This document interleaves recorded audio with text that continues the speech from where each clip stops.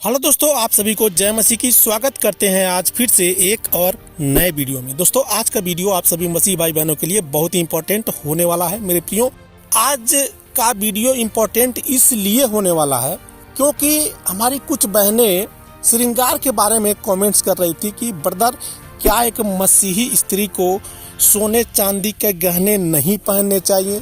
क्या एक मसीही स्त्री को जैसे कि मंगलसूत्र नहीं पहनने चाहिए? क्या एक मसीही स्त्री सिंदूर नहीं लगा सकती है? तो मेरे प्रियो, आज मैंने ये जो टॉपिक लिया है आज का, ये एक सेपरेट वीडियो होने वाला है आप सभी मसीह भाई बहनों के लिए।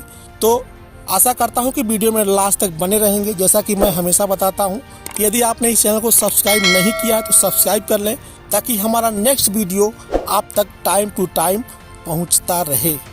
तो बिना देरी के वीडियो को स्टार्ट करते हैं। देखिए दोस्तों, ऐसा नहीं है कि एक मसीही स्त्री श्रृंगार नहीं कर सकती। श्रृंगार जो है, यदि देखा जाए तो पुरुष भी, जो नौजवान लड़के हैं या फिर जो यंग लोग हैं, वो भी तो श्रृंगार करते हैं। अच्छे कपड़े पहनना, बाल में शैम्पू लगाना, तेल लगाना, शेविंग करना, मेकअप करना। यदि आप आज के टाइम में सैलून के दुकान पर चले जाएं तो आपको ऐसे ऐसे लड़के मिलेंगे, उतना श्रृंगार लड़कियां नहीं करती होंगी। ठीक है ना? तो मेरे प्रियो, श्रृंगार एक मसीह के लिए गलत नहीं है। श्रृंगार करना चाहिए, जैसा कि एक मसीही को अपने पर्सनालिटी के हिसाब से उसको मेकअप करना चाहिए। तो मेरे कहने का मतलब ये नहीं है, हमारी बहुत सारी ऐसी बहनें हैं जो किसी फंक्शन में जब जाती हैं या फिर शादी में, पार्टी में जाती हैं ना, तो कुछ ऐसी औरतें होती हैं जो एकदम सिंपल सादा आभूषण में। मेरे कहने का मतलब ये नहीं है कि किसी स्त्री को आभूषण नहीं पहनना चाहिए। चाहे तो कोई भी स्त्री किसी भी फंक्शन में, किसी भी मैरिज पार्टी में आभूषण पहन के जा सकती है। लेकिन हमारे कुछ भाई बहनों का ये कमेंट्स होता है कि एक स्त्री जो है वो गहने नहीं पहन सकती। नहीं, आप पहनिए, गहने पहनना मनाही नहीं है। जैसा कि हम पुराने नियम में यदि देखते हैं तो सोने का गहना जो है, इब्राहिम, याकूब, इनकी जो पत्नियां थी सोने की गहने पहनते थे। बहुत सारे ऐसे राजा महाराज थे जो उस टाइम सोने के गहने पहनते थे, सोने के गहने भेंट दिए जाते थे, होता था ना। तो बाइबल के अनुसार ऐसा मनाही नहीं है कि कोई भी व्यक्ति सोने का आभूषण नहीं पहन सकता है। एक पतरस अध्याय 3:3 में जब पढ़ते हैं तो यहाँ पर पतरस लिखते हैं, और तुम्हारा श्रृंगार दिखावटी न हो, अर्थात बाल गूंथने और सोने के गहने या भांति भांति के कपड़े पहनना। तो यहाँ पतरस ये कहना चाहते हैं कि तुम्हारा श्रृंगार दिखावटी नहीं होना चाहिए। जैसे कि कुछ लोग ऐसी तड़क भड़क कपड़े पहनते हैं, ऐसे तड़क भड़क आभूषण पहनते हैं, गहने पहनते हैं, तो लोग क्या करते हैं, उस दृष्टि में उस स्त्री को लोग गलत समझते हैं। बहुत सारी ऐसी स्त्रियां होती हैं ना, आप देखते होंगे समाज में, मार्केट में बहुत सारी ऐसी स्त्रियां अपनी ओर आकर्षित करती हैं, मतलब अपना दिखावे के ऊपर घमंड करती हैं। कुछ स्त्रियां ऐसी होती हैं जो महंगे महंगे गहने पहनती हैं, कान की बाली हो गया या फिर मंगलसूत्र हो गया, टीका हो गया, ये ऐसे जो गहने होते हैं जो कि बहुत महंगे महंगे गहने आते हैं लाख लाख रुपए में। तो वो लोग अपने आप को दिखाती हैं कि मेरे पास इतने गहने हैं, मेरे पास इतने पैसे हैं, मेरे पति इतने कमाते हैं। तो उनको क्या है, वे अपने आप में घमंड करती हैं। यहाँ पर इस तरीके से ये पतरस कह रहे हैं, और तुम्हारा श्रृंगार दिखावटी न हो, अर्थात बाल गूंथने और सोने के गहने या भांति भांति के कपड़े पहनना। कुछ स्त्रियां ऐसी भी होती हैं जो 20-20 हजार की, 10-10 हजार की साड़ियाँ पहनती हैं। साड़ियों में जो है एक से एक मोती लगे होते हैं, आप देखते होंगे मैरिज पार्टी में या फिर किसी फंक्शन में। तो इसलिए यहाँ पर पतरस कहते हैं ऐसा उस समय भी होता था। लिखते हैं कि तुम्हारा छिपा हुआ और गुप्त मनुष्यत्व, नम्रता और मन की दीनता की अविनाशी सजावट से सुसज्जित रहे। क्योंकि परमेश्वर की दृष्टि में इसका बड़ा मूल्य है। मतलब कि एक स्त्री को साधारण रूप से, मतलब एक लिमिट में रहना चाहिए, ताकि कोई उसको गलत ना समझे, कोई उसे देखकर आकर्षित ना हो। जैसे कि नॉर्मल ड्रेस में होता है ना, आप लोग देखते होंगे कि गांव में जो लड़कियां होती हैं एकदम कपड़े उनका नॉर्मल होता है, ना ही ज़्यादा तड़क भड़क होता है।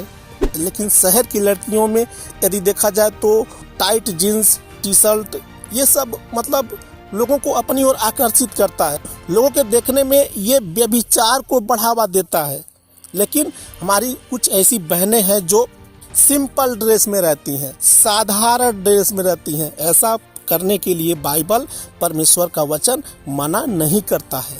आगे लिखा है, और पूर्व काल में पवित्र स्त्रियां भी जो परमेश्वर पर आशा रखती थी, अपने आप को इसी रीति से संवारती थी और अपने अपने पति के अधीन रहती थी। ये है मेन बात कि एक स्त्री को अपने पति के अधीन रहना चाहिए। जो उसका पति कह रहा है वैसा उसको करना चाहिए।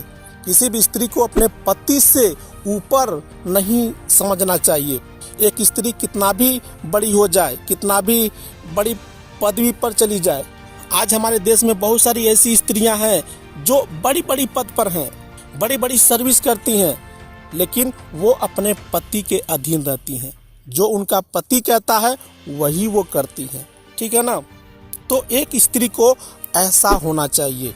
फर्स्ट तिमोथी अध्याय 2 के 8 में पौलुस लिखते हैं, इसलिए मैं चाहता हूं कि हर जगह पुरुष बिना क्रोध और विवाद के पवित्र हाथों को उठाकर प्रार्थना किया करे। पुरुष, ये पुरुषों के बारे में पौलुस लिख रहे हैं।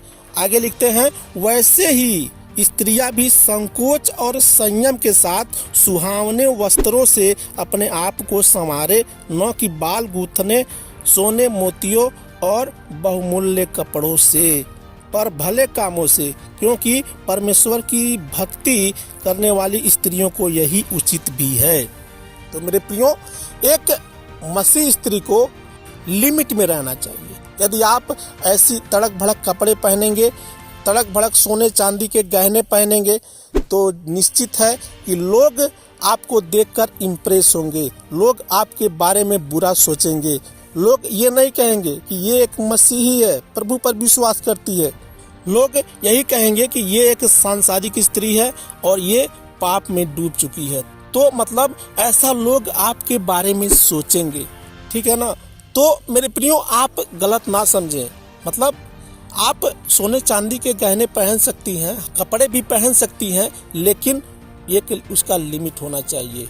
आप परमेश्वर के अधीन होकर ये सारे काम करिए तो भला रहेगा।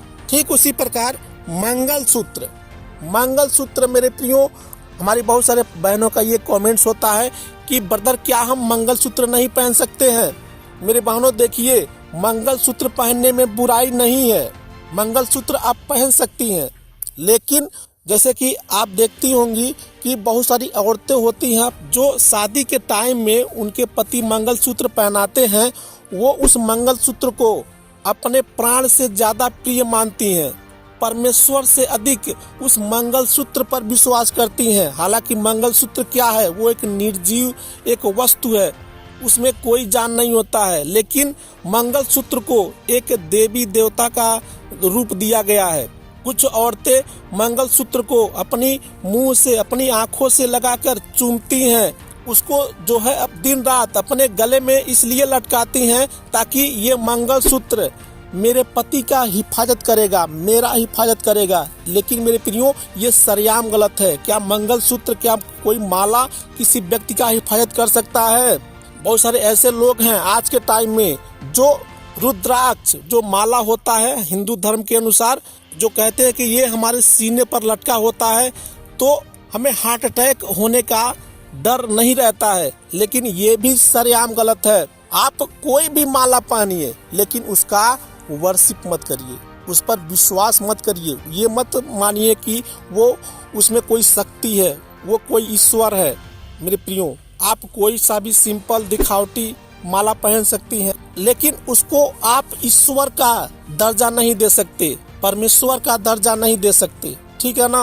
आपका हिफाजत करने वाला केवल परमेश्वर है, वो परम पिता प्रभु यीशु मसीह, जिसके हाथ में हमने अपना जीवन दिया है, अपने आप को समर्पण किया है, ठीक है ना।